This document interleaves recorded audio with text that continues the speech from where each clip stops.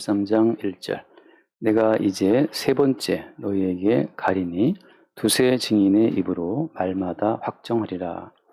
내가 이미 말하였거니와 지금 떠나 있으나 두 번째 대면하였을 때와 같이 전에 죄 지은 자들과 그 남은 모든 사람에게 미리 말하노니 내가 다시 가면 용서하지 아니하리라. 아멘.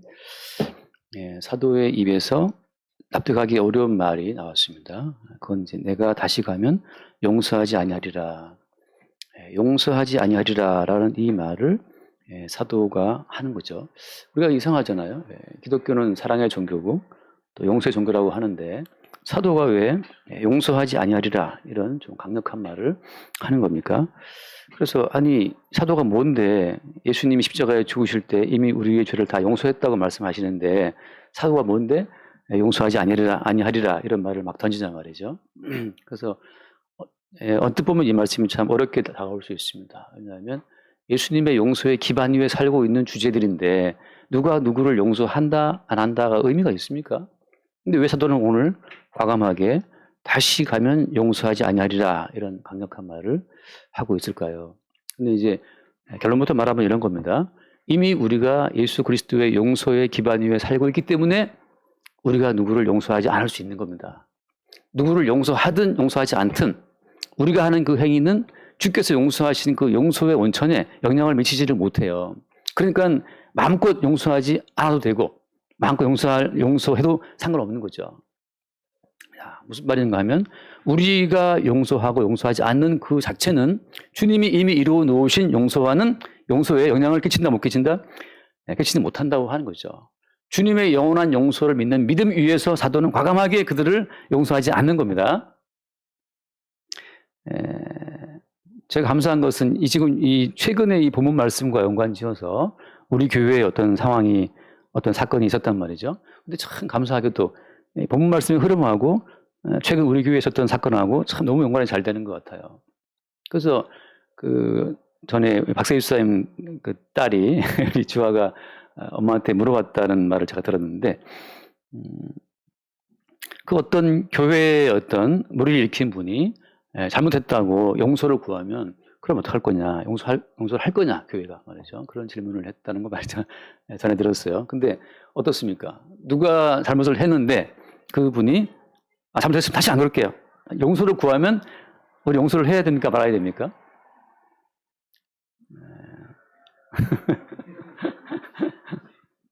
뭐라고요? 근데 이게 어려운 말이기도 하지만 여러분 결론을 제가 미리 말씀드립니다. 용서를 하든 안 하든 우리 마음대로 해도 됩니다. 왜냐하면 뭐가 있기 때문에 이미 십자가에 죽임당하신 예수께서 이루어 놓으신 영원한 용서가 바닥에 깔려 있어요. 우리가 용서하지 않는다고 해서 우리의 용서하고 안 하고의 행위가 주께서 이루어 놓으신 용서에 영향을 미칠 수 없기 때문에 다만 우리는 우리 하고 싶은 대로 하는 겁니다. 이것도 참 무슨 막 나가는 말인가 싶지만 목사는 목사 하고 싶은 대로만 하는 거죠. 물론 오늘 말씀 보면 나오지 않습니까? 그 1절 말씀에 내가 이제 세 번째 너희에게 가리니 두세 증인의 입으로 말마다 확정하리라.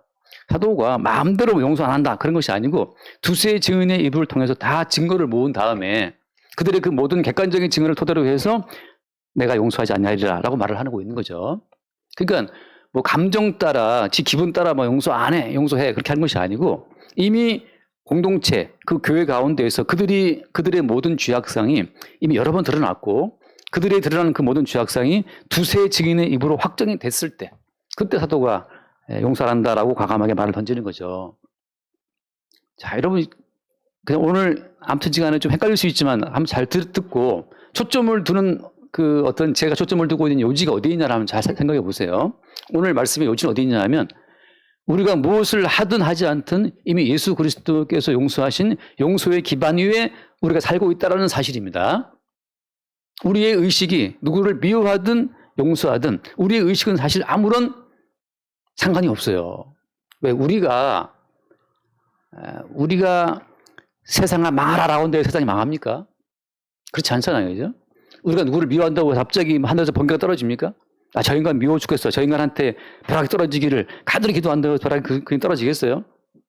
그렇지 않잖아요. 인간의 행위는 하늘에 뜨는 태양의 어떤 태양의 떠오름과 태양의 짐을 인간의 행위는 막을 수 없단 말이죠. 인간의 어떤 행함이 하나님이 이미 작정해 놓으신 그 모든 계획에 영향을 끼칠 것은 아무것도 없어요. 많은 이 종교인들이 어떤 환상을 품고 있습니까? 정한수를 떠다 놓고 간절히 빌면 내가 빈 이 정성을 천지신명이 듣고 어떤 응답을 줄 거라고 생각하잖아요. 그게 모든 종교인들의 생각이죠. 그 배후에 마귀가 있습니다. 왜? 마귀는 항상 인간에게 네가 행함에 따라서 신이 반응을 보인다라는 거짓말을 퍼뜨리는 거예요. 인간의 행위에 따라서 하나님의 반응이 바뀌는 게 아니에요. 오히려 어떻습니까? 창세 이전에 하나님의 모든 계획은 견고하게 서 있다. 이게 성경의 말씀이잖아요. 우리 인간이 범죄한다고 해서 하나님께서 갑자기 벼락을 때려놔든지 그런 거 하는 게 아닙니다. 욥기의 말씀처럼 인간이 범죄한다고 해서 하늘에 떠가는 구름이 아이쿠 무섭다 하고 구름이 피해가는 것도 아니고 인간의 모든 범죄와 선행은 인간들끼리나 주고받는 가치의 교환에 불과해요. 인간의 모든 행위는 확정된 하나님의 뜻에 영향을 줄 수 없다라고 하는 것이 성경에서 말하고 있는 계시의 주제입니다. 반대로 어때요? 모든 사이비 종교들은 인간의 행함이 신의 뜻을 바꿀 수 있다라고 하는 거짓말을 퍼뜨리는 거죠. 그래서 인간들이 평생토록 뭐 정을 떠놓고 얼마나 정한지 모르겠지만 이 빌든지 말이죠. 아니면 그 어떤 그 연예인 어머니처럼 말이죠. 동네 쓰레기 다 주워갖고 꽁초 다 주워 모아서 이렇게 내가 동네 쓰레기를 주우면 하나님이 내 아들을 잡아주시겠지라고 하는 그 믿음을 품고 한다든지 말이죠. 옛날에 아버지라고 하는 소설이 있었어요. 김누가 썼던 그 소설에 보면 그 딸이 대학 입시를 앞두고 있었을 때 그때 그 아버지가 정말 행동 거지를 조심해요. 자기 딸의 대학에 잘 붙도록 하는 마음으로, 간절한 마음으로 길바닥에 침도 안 뱉고 꽁초도 안 버리고 말이죠. 내 딸이 대학 붙기를 기도하는 마음으로 행동을 크게 이렇게 하는 이야기 나와요. 그래서 이제 그 아버지의 사랑, 아버지의 부성애를 막 강조하는 내용이었는데 그게 성경의 기초를 보자면 엉터리 짓거리입니다. 아버지가 술 먹고 담배 펴도 애들 존에 가는 데 많이 있었어요, 옛날에. 지금 모르겠지만. 전사님 들었던 그 옛날 과외할 때 들었던 그 무슨 부장판사 그 아버지도 말이죠. 아들이 고3인데 거실에 TV 크게 틀어놓고 막 TV를 보고 있으니까 아들이 나와서 아빠 왜 나 고3인데 좀 줄여 소리 좀. 그럴 때 그 아버지가 야, 이 새끼야 내가 시험 보냐 네가 시험 보지? 아주 스마트한 아빠예요. 그렇게 해도 되려면 되고 안 되려면 안 되는 거예요. 지금 그 아들이 지금 뭐 검사한다 했습니까? 네, 대검에 있다. 그래 그렇게 해도 아버지가 TV 보고 막 집안을 개판 만들어도 대검 가서 검사하려면 한다니까요. 그냥 아버지가 우리 아들 대학 갈까 뭐 조심 TV도 끄고 뭐 살살 걷고 그런다고 애가 다 서울대 갔으면 지금 서울대 지금 몇 개 지어야 돼 지금 대한민국에 몇 개 지어야 돼요.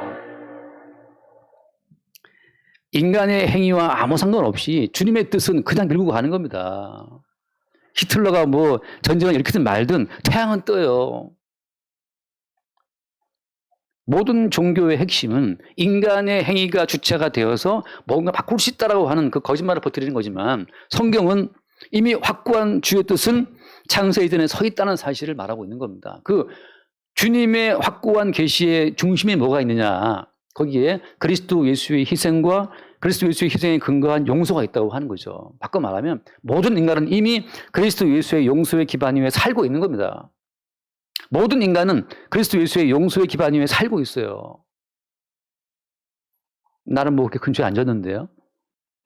근데 여러분 살아있다고 하는 존재는 끝없이 지난주 말씀처럼 어떤 배설물을 내보내게 되어 있습니다. 지금 우리 교회 다 지금 이 생화가 올라와 있는데 이 생화가 좋은 점이 있다면 그죠? 살아있다는 것하고 향기가 난다는 게 좋죠. 향기가 난다는 거. 근데 생화에 안 좋은 점도 뭐가 있습니까? 생화에 안 좋은 점은 벌레가 이렇게 꼬여요. 벌레가 꼬이고 또 시간 지나면 또 냄새가 납니다. 향기가 쫙 나다가 이제 꽃 떨어지고 이제 그러면 또 막 벌레 꼬이면서 또 안 좋은 냄새가 나요. 왜? 살아있으니까. 그런데 조화는 어때요? 조화는 만들어진 그 꽃은 향기도 없지만 냄새도 없고 벌레도 안 꼬인다고 하는 거. 그런 점은 좋죠. 근데 향기도 없고 아무것도 없어요. 살아있다는 감동이. 바꿔 말하면 그리스도 예수의 생명에 들어온 자들은 매일 뭘 보냐 하면 그리스도 예수가 들어온 자들은 날마다 자기 속에서 어떤 배설물이 어떤 배출물이 나온다는 사실을 본다는 거죠. 살아있기 때문에 입냄새가 나는 겁니다. 예.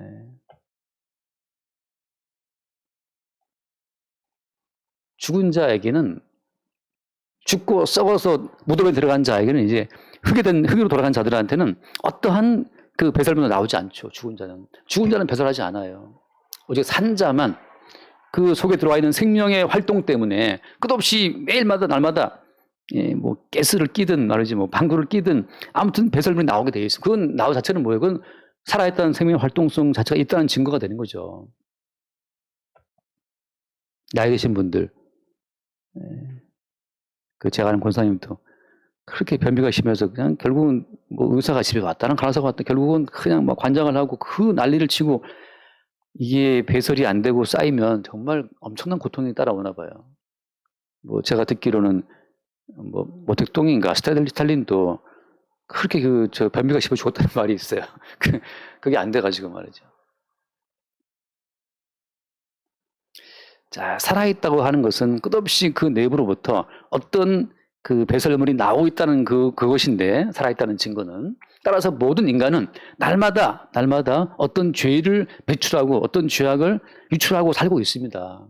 따라서 모든 인간은 지금 그리스도 예수의 용서의 기반 위에 살고 있는 거죠. 이미 모든 성도가 그리스도 예수의 용서의 기반 위에 살고 있다고 하는 것.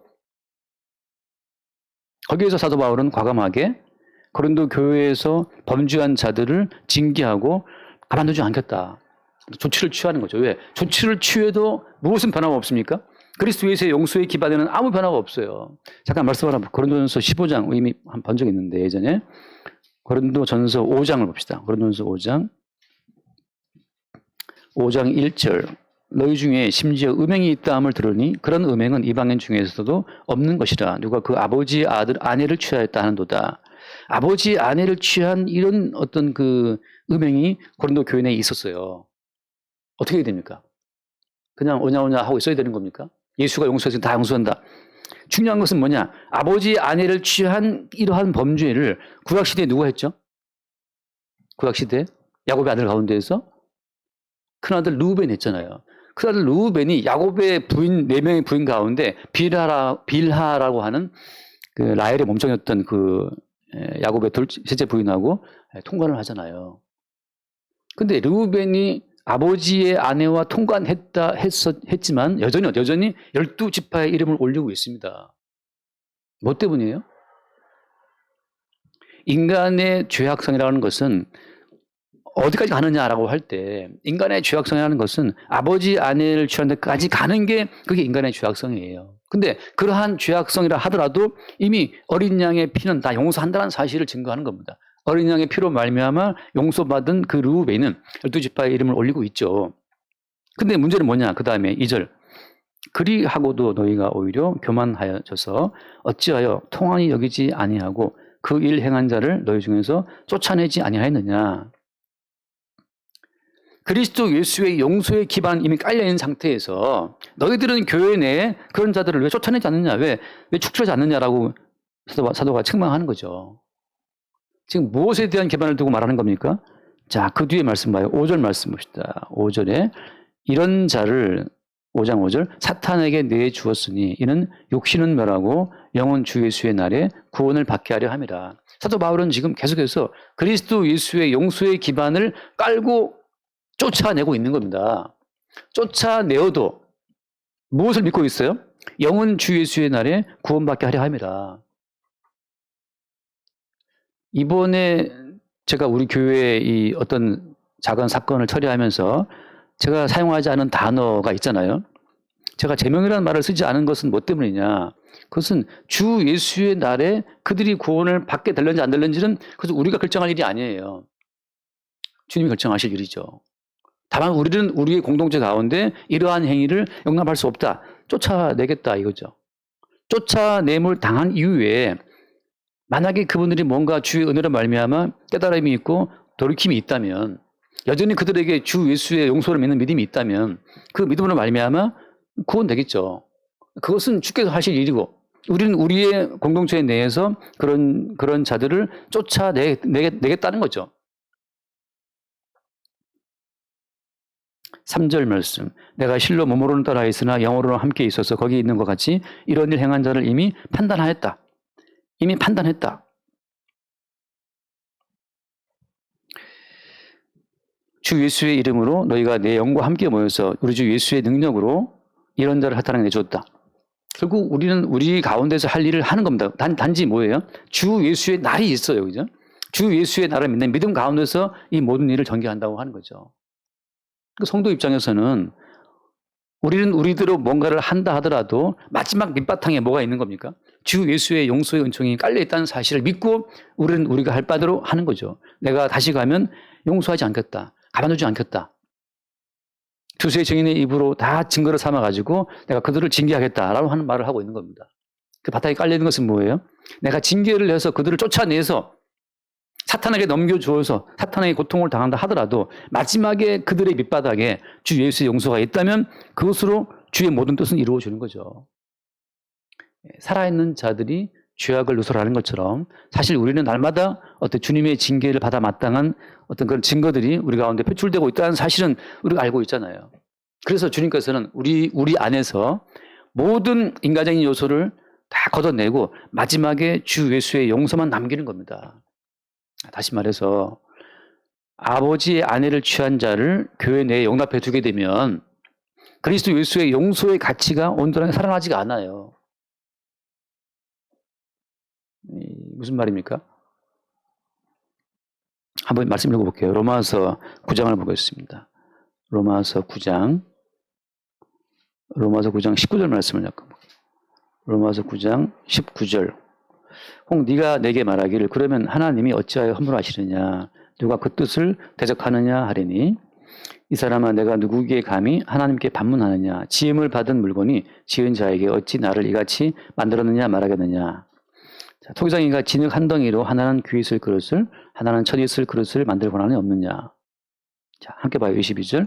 만일 하나님이 그의 진노를 보이시고 그의 능력을 알게 하고자 하사 멸하기로 준비된 진노의 그릇을 오래 참으심으로 관용하시고 또한 영광 받기로 예비하신 바 긍휼의 그릇에 대하여 그 영광의 풍성함을 알게 하고자 하실지라도 무슨 말 하려. 자, 긍휼의 그릇에 대하여 하나님께서는 자기의 백성을 긍휼의 그릇으로 만드신 겁니다. 그 속에 뭐만 담기도록, 그 속에 긍휼만 담기도록, 그 속에 긍휼만 꽉 채워지도록 순수한 긍휼의 요소만 남도록 주께서 자기 백성을 지었다고 하는 거죠. 성도의 내부에는 그래서 주께서 용서하신 용서의 가치만 담겨 있어야 정상입니다. 그 나머지 모든 가치를 주님이 다 제거하고 떼내는 거죠.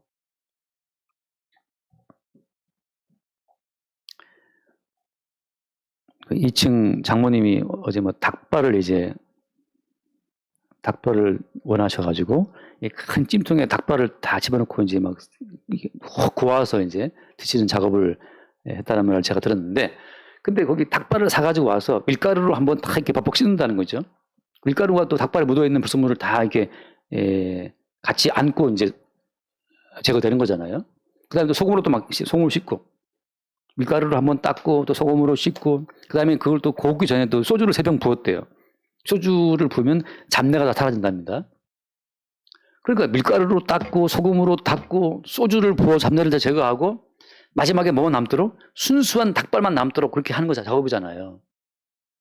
자, 성도의 내부에는 오직 그리스도 예수께서 용서하신 용서의 가치만 남아있어야 되기 때문에 끝없이 여기에 뭐가 빠져야 되는 겁니까? 성도가 가지고 있는 선과 악의 가치가 더 제거되어야 되는 거예요. 내가 보기에 이것은 옳다. 그 제거되어야 되는 겁니다. 바꿔 말하면 성도가 행하는 모든 일은 다 죄밖에 없어야 마땅한 거예요. 제가 드린 말씀처럼 목사가 하는 설교도 죄가 되어야 된다. 목사가 자기의 설교의 의미를 들은 순간 그것은 의가 되고 용서의 가치만 소복이 담겨야 되는 그 찜통 안에 목사가 나 30년 설교했습니다라는 설교한 의가 담기는 순간 이것은 불순물이에요. 이걸 제거해야 돼요. 그래서 거기에 소주를 붓는 거죠. 바꿔 말하면 다시 성도에게 어떤 죄악의 요소가 들어오는 겁니다. 누구로부터 지탄받아 마땅한 죄악의 요소가 성도 가운데 발산될 때 주님께서는 잡혔다 이놈 하고 또 그 죄 요소를 제 요소와 함께 성도의 의를 끄집어내는 거예요. 성도가 쌓은 개인적인 의는 성도가 범한 또 다른 어떤 그 죄로 말미암아서 다 제거가 돼요. 밀가루로 닭발에 묻어있는 불순물을 다 씻어 닦아내는 것처럼 성도의 내부에는 오직 용서하신 예수 그리스도의 용서의 가치만 담겨 있어야 하기 때문에 끝없이 성도의 내부에 다른 의의 요소가 들어갈 때마다 그걸 제거하는 주의 은총이 따라오는 거죠. 자, 사도 바울이 지금 내가 가면 용서하지 않겠다. 왜 이러는 겁니까? 교회 가운데 남아있는 그 인간적인 모든 요소를 사도 바울이 다 끄집어내고자 함이죠.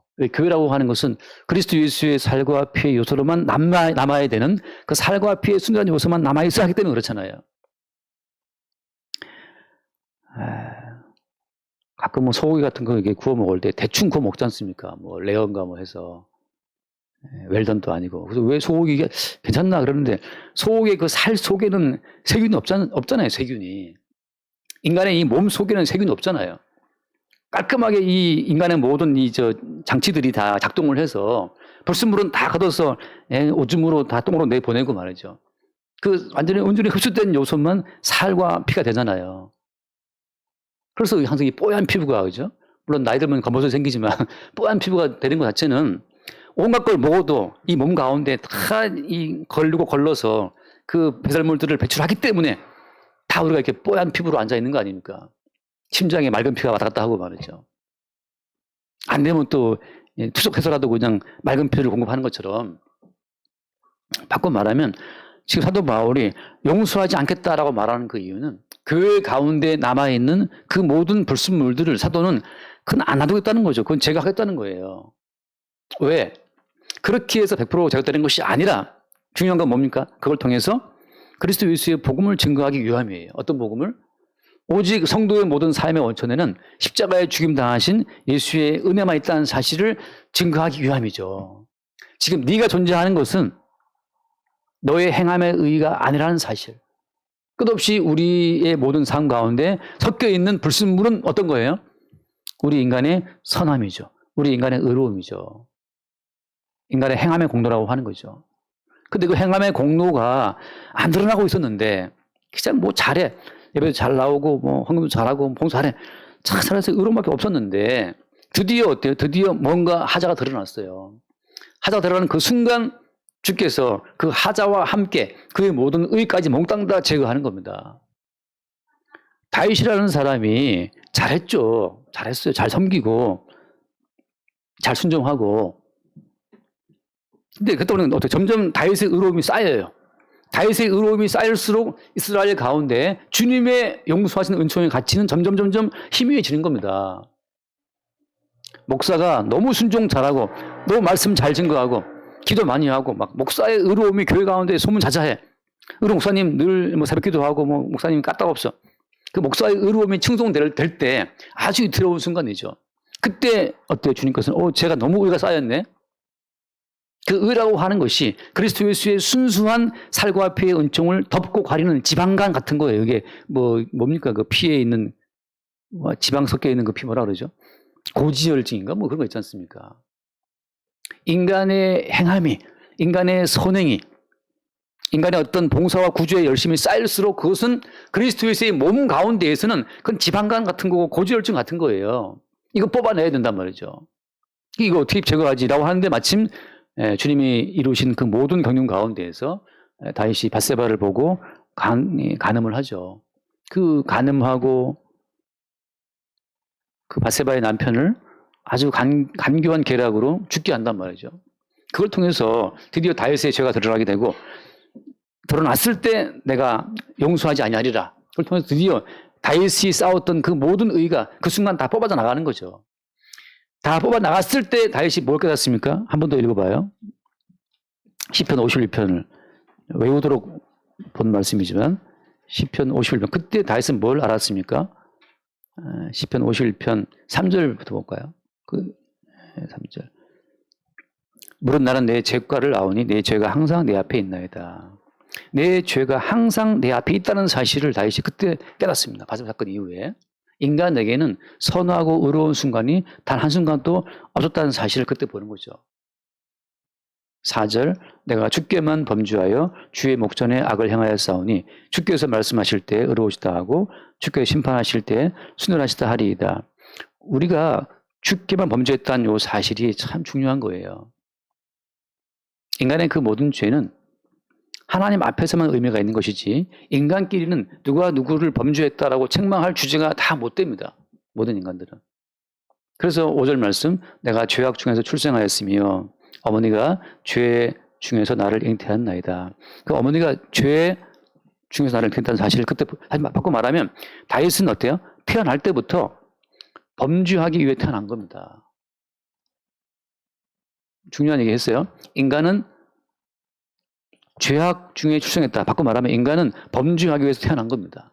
왜? 인간의 범죄가 있어야만 뭐가 드러나요? 사실은 그리스도 예수의 용서가 먼저고 그리스도 예수의 용서의 가치를 어떻게 증거하느냐? 그리스도 예수의 그 용서하시는 그리스도 예수의 성품, 용서하시는 그리스도 예수의 용서의 가치를 증거하기 위해서는 뭐가 필요한 겁니까? 일단 누군가 죄를 범해줘야 돼요. 내가 돈이 막 1억이 있어. 야, 이거 내가 돈을 좀 쓰고 싶은데, 그걸 돈을 주고 싶은데, 내 주변에 보니까 다 뭐 100억이고 다 1000억이고 1억 쓸 데가 없어, 이거. 근데 딱 보니까 가던 채가 지금 깡통에다가 뭐 놓고 도와달라고 하고 있으니까. 그때 어때? 1억 가치가 있는 거죠. 쓰고 싶은데 누가 또 와서, 나 지금 돈, 뭐, 100만 원만 좀 빌려줘. 그럴 때, 그때 뭐 1억 있으니까 100만 원 정도는 한단 말이죠. 그런 것처럼 하나님은 만세 전에 그리스도 예수의 용서의 가치를 나타내고 증거하기 위해서 그리스도 예수의 용서의 가치를 드러내기 위한 방편으로 그 용서의 은총을 입어야 될 죄인들을 이 땅에 미리 보내신 겁니다. 그래서 애초부터 주님께서는 어때요? 나는 의인이 아니고 죄인 보러 왔다. 주님이 1억 갖고 와가지고서 내가 이거 주려고 왔는데 뭐 보니까 뭐 10만 원, 뭐 20만 원밖에 없어. 애들이 막 쩔쩔매요. 그때 이걸 주러 왔다는 거죠. 그런 것처럼. 근데 그들이 이미 벌써 100억이 있어. 그럼 아무 소용 없는 거잖아요. 그런 것처럼 이미 주님은 만세 전에 그리스도 예수의 주 되심을 위해서 모든 것을 기획하셨는데 주 되심을 위해서 필요한 것은 바로 무엇이냐? 주의 용서의 은총을 입어야 될 백성들이 필요했던 거죠. 그래서 그리스도 예수의 용서의 은총만으로 주님하고 감격하는 그 무리들을 주님이 미리 준비했다고 하는 거예요. 그래서 다윗은 자기 인생의 의미를 그때 알아요. 아, 내가 죄악 중에 초청했구나. 어차피 나는 이 땅에 범죄하러 왔구나. 왜? 내가 범죄를 해야만 이 범죄한 것을 용납해 주시는 어린 양 그리스도 예수의 용서와 긍휼을 나타내고 증거할 수 있기 때문에. 그 뒤에 나오지만 주께서 원하시는 것이 바로 무엇이세요? 주님께서 긍휼을, 은택을, 주의 은택으로 시온의 선을 향하시고 그런 고백이 나온단 말이죠. 주님께서 구하신 제사는 상한 심령이라. 그러니까 애초부터 주님께서는 주의 용서를 증거하기 위해서 죄인된 백성으로 우리를 이 땅에 내보내신. 따라서 어때요? 우리는 날마다 우리가 죄인이라는 그 어떤 흔적들을 매일 주님 앞에 내보이면 되는 거예요. 내보이면. 날마다 우리가 죄인이라고 하는 그 흔적들을, 증거들을 내보임과 동시에 우리의 죄인됨 위에 덮어 씌워주는 그리스도 예수의 용서의 은총을 나타내고 증거한 용도로 이 땅을 지나가는 겁니다. 고린도 교회에 이 사람들이 예컨대 바울의 징계를 봐서 추방됐다 하더라도 어떻습니까? 그들은 뭘 바라볼 수밖에 없어요? 용서하지 않겠다라고 말해서 예컨대 하다 말해 진짜 그들 앞에 그들을 이 증인의 입으로 확정해가지고서 심판하고 너 나가 하고 교회 추방했다고 합시다. 그럼 추방된 그 사람이 나가서 어떻게 해야 정상이겠어요? 그 용서하지 않은 그 과정을 통해서 다시 주의 백성이 분류되는 겁니다. 어떻게 분류되는 거예요? 다윗처럼 모친이 죄 중에 나를 잉태했다는 그 사실을 깨닫고 원천적인 자기의 죄악됨을 보고 그 죄를 용서하시는 예수로서의 은총을 바라보게 된다면 그건 택한 백성이고 내가 무슨 죄를 지었어? 내가 교회에 이렇게 뭘 했는데 나한테 이럴 수가 있어? 자기의 의로움으로 돌아간다면 자기의 의로움과 자기의 정당함으로 돌아간다면 그런 예수 그리스도의 용서의 은총을 못 본 자가 되는 거죠. 그것으로 어때? 그것으로 끝이에요. 그 예수의 용서의 은총을 입은 자, 깨달은 자와 그렇지 않은 자가 분류되는 겁니다. 잠깐 말씀 하나 얼른 볼게요. 레위기 14장 말씀. 레위기 14장.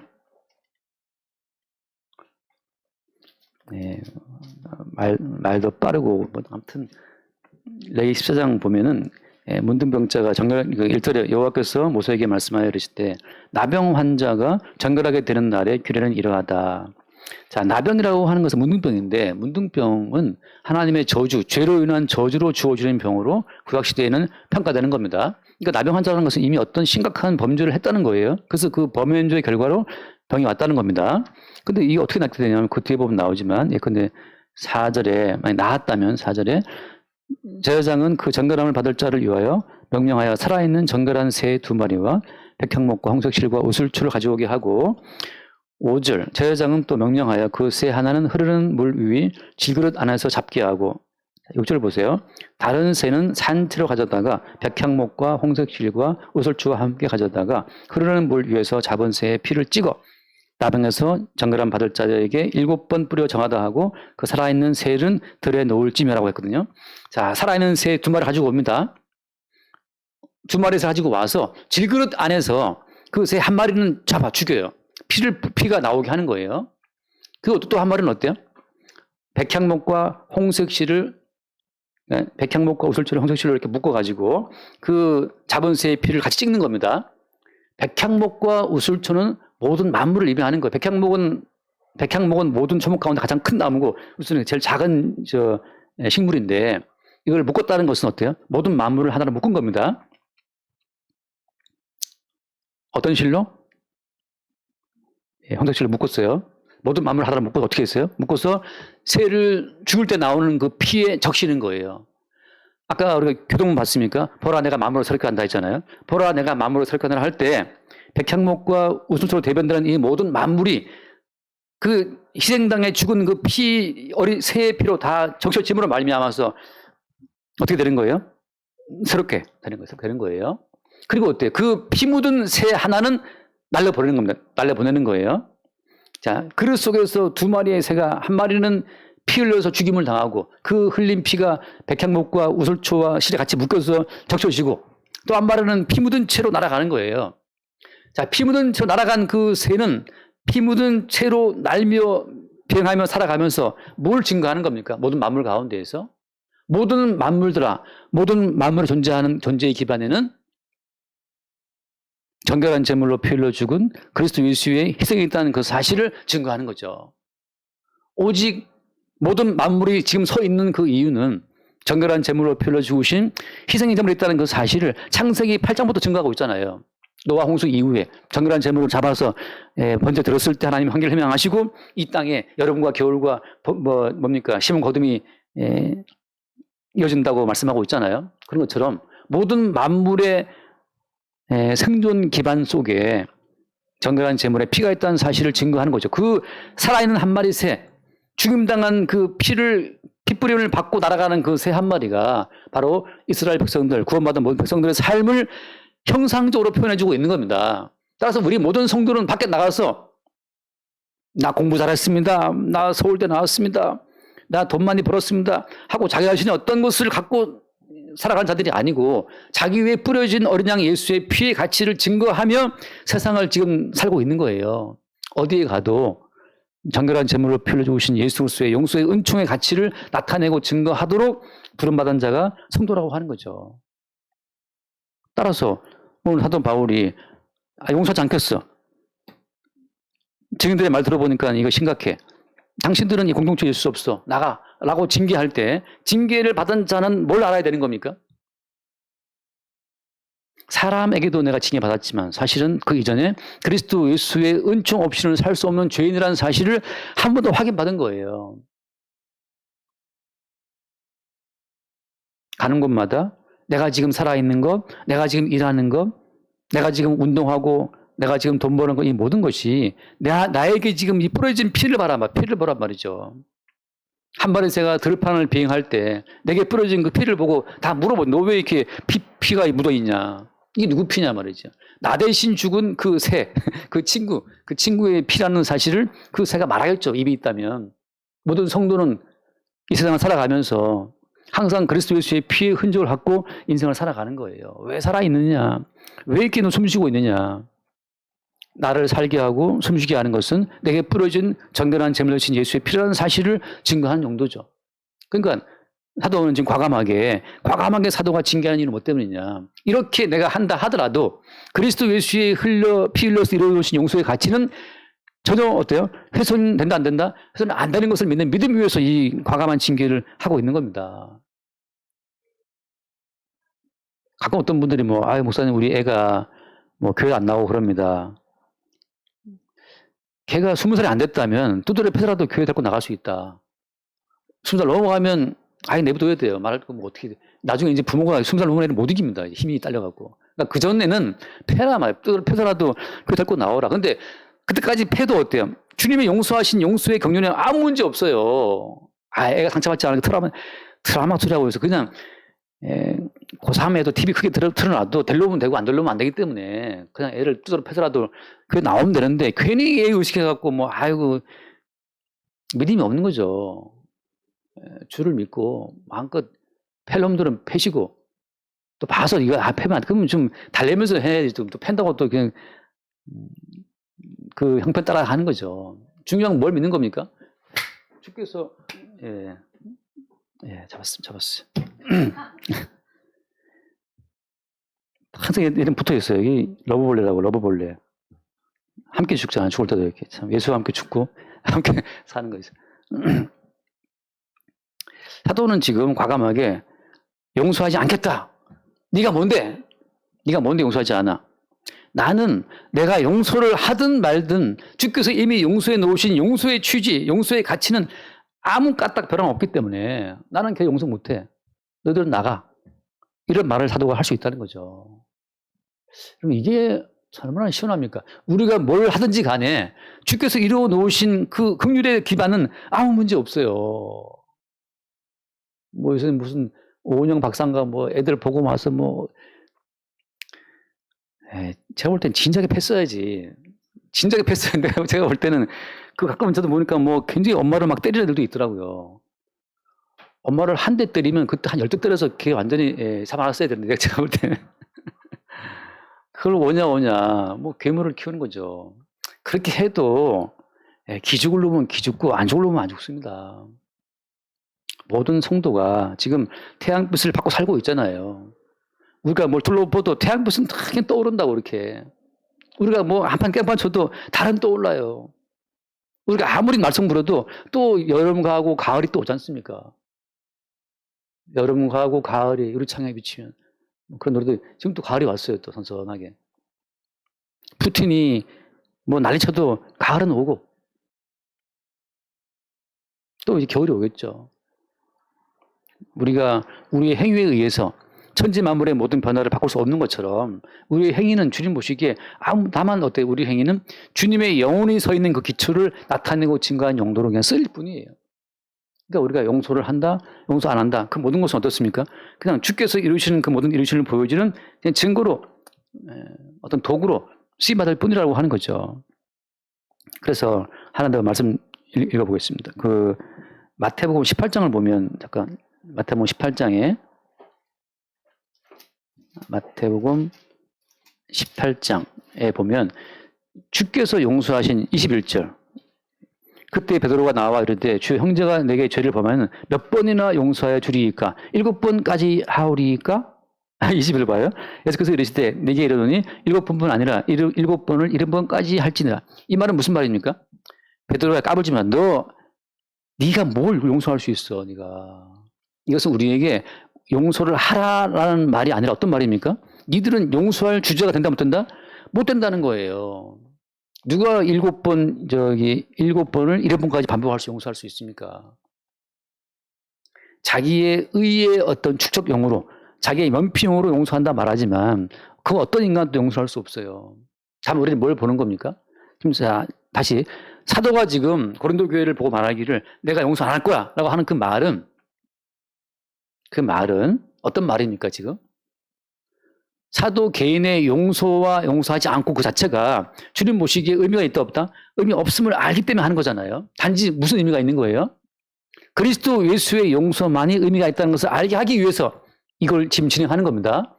여기 잘 들으셔야 돼요. 그래서 어떤 표현을 듭니까? 23절에 그러므로 천국은 그 성들과 결산하려 어떤 인구가 같으니 함께 봐요. 24절 결산할 때 10,000달란트 빚진 자 하나를 데려오매 이런 10,000달란트는 그 사람이 평생 이래도 갚을 수 없는 빚을 말하는 거예요. 우리가 성경에 나오면 나오지만 좀 다르겠지만 솔로몬 때 총 세입금이 666달란트였거든요. 1년 총 예산이 666달란트였어요. 666. 예, 솔로몬 시대 때. 근데 10,000달란트는 도대체 그 예산의 몇 배입니까? 솔로몬이 가장 부강할 때, 솔로몬 왕국이 가장 부강했을 때 세입금이 666달란트였는데 그 뒤로 나라는 그냥 분열되고 거의 망하는데, 근데 지금 10,000달란트라는 것은 한 개인이 갚을 수 없는 빚을 말하는 거죠. 우리가 이미 입은 용서의 은혜, 그리스도 예수의 은혜라고 하는 것은 10,000달란트의 빚을 탕감받은 것과 같은 가치가 있다는 거예요. 바꿔 말하면 우리의 행위로 이 주님께 빚진 이 빚을 갚을 수가 있다 없다? 우리의 선행으로 이 빚을 갚을 수 있다 없다? 없다는 거죠. 우리가 아무리 착한 일을 한다 하더라도 우리가 하는 착한 일이 한 데나리온, 2데나리온, 그렇게 평생을 우리는 착한 일을 한다 하더라도 주께 빚진 이 빚을 갚을 수가 없어요. 성경에서 말하는 빚은 곧 죄입니다. 우리가 어떤 선행을 한다 하더라도 이 죄의 값을 우리가 칠 수 없다는 거죠. 이미 주께서 용서하신 용서의 기반이 10,000달란트로 깔려있다고 하는 그 기반 위에서 우리는 자유롭게 우리에게 빚진 자, 우리에게 범죄한 자를 우리가 용서하고 안 하고 할 수 있다는 거예요. 단지 무엇을 바라보고? 주께서 이미 이루신 용서의 은총을 바라보고 하는 거죠. 자, 여기서 중요한 건 한 번 더 말씀드리면 그 뒤에 보면 나오지만, 그래서 이 사람이 100다나리온 빚진 자를 잡아서 옥에 가둬버린단 말이죠. 우리에게 죄 지은 자가 있어요. 어떻게 봐야 되는 겁니까? 우리에게 죄 지은 자가 있다고 했을 때는 어떻게 보는 거예요? 이미 우리가 10,000달란트의 용서를 입은 자이기 때문에 10,000달란트 용서를 입은 자로서 100다나리온 빚진 자의 그 어떤 좁은 그릇을 우리는 바라보는 거죠.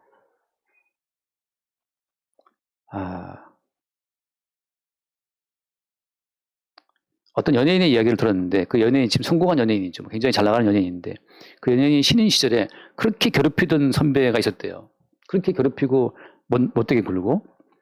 근데 자기는 그 당시에도 그 못되게 구는 선배를 볼 때마다 그 선배의 그릇이 보였대요. 그릇이. 작은 일에 시기하고 질투하고 후배가 잘 내면 그걸 못 견디하고 하는 그 그릇이 보여서 자기 너무 안타까웠대요. 왜 이렇게 좁은 그릇으로 인생을 사나. 그러니까 맨날 괴로운 거죠. 근데 진짜 세월이 지나서 이제 지금 잘 나가는 그 연예인이 신인 시절 때 그 괴롭히는 선배를 보고 참 작다 그릇이 그랬는데, 지금 그 선배는 어느 순간 어디 사라져 버리고 얘는 지금 굉장히 잘 나가는 연예인이 됐다는 거잖아요. 모든 성도는 10,000달란트의 용서를 입은 자기 때문에 사소하게 내게 범하는 그 잘못들이 보일 때마다 그냥 그의 그릇이 보이는 거예요. 참 작다 그릇이. 너무 작으니까 사소한 것에도 그냥 짜증을 내고 그냥 분통을 터뜨리고 못 견뎌하고 시기하고 질투하고, 결국은 그 모든 작은 그릇 때문에 자기가 고통을 당하는 거잖아요. 이미 성도는 10,000달란트의 넉넉함 속에 있는 어떤 존재이기 때문에 주의 용서의 가치를 아는 자라면 내게 범하는 그 사소한 그 모든 잘못들을 그냥 볼 수 있다는 거죠. 그게 바로 뭐예요? 그게 성도가 할 수 있는 용서예요, 용서. 근데 어때요? 그것하고 바울이 말한 것처럼 용서 안 하겠다 말하고 다른 차원인 거예요.